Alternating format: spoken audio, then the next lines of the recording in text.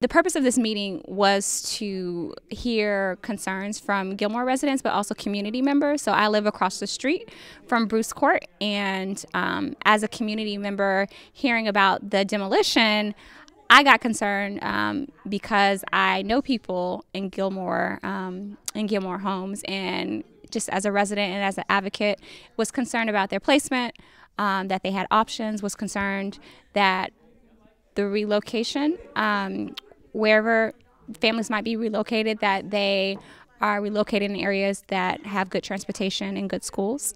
And so that was a concern of mine. I'm also concerned just with some of the development that I've seen in the city. I think that development is good, but I think that when you displace people in the process, I think that's not good. And some of the concerns that arose were, where are we going? Will there be adequate transportation? Will it be close to a hospital? Will it be close to amenities such as grocery stores and malls? There were some specific concerns about not being moved to specific locations, especially as the mayor cited that crime was the reason for the demolition. There are other developments in Baltimore City that also have a lot of crime around them, and so there was a concern about being potentially moved to those places that have crime. What I find most concerning is that all but one person in the audience said that they had not received any notice from the housing authority, and that my flyer that I put out was the first communication they received about the demolition. So that's a problem. And so, again, just wanting to make sure that people are informed and that they have a voice in the process.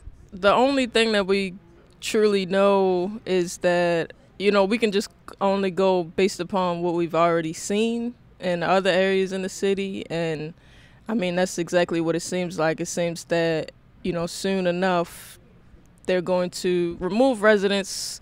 And they did say that 40% of the property will go to a private owner.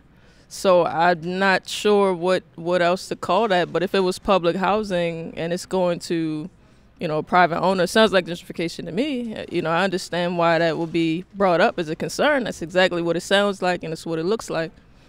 My mom she's a resident of the Gilmor Homes projects.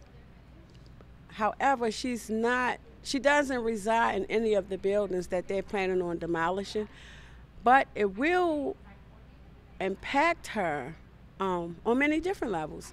One, the demolition, the dust, she could suffer from that. And then if she has to be relocated eventually, the cost in her transportation. I am here as a supporter of the residents of Gilmor Homes. I work with an organization located in the neighborhood, No Boundaries Coalition.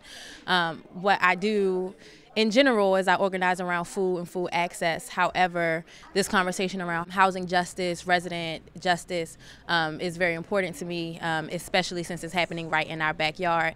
Lots of our neighbors, our customers at our produce stall live in Gilmor Homes. They live in this area, and we're all going to be affected.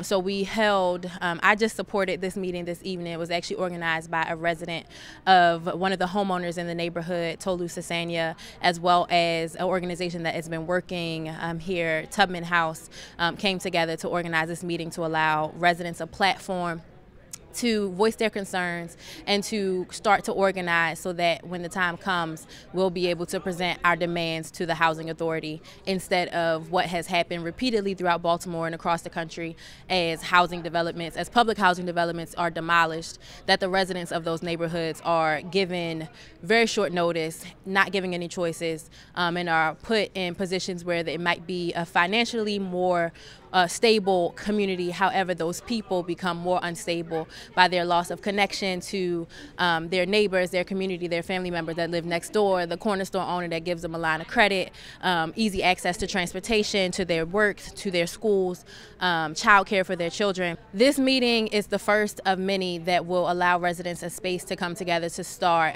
to change that narrative so that we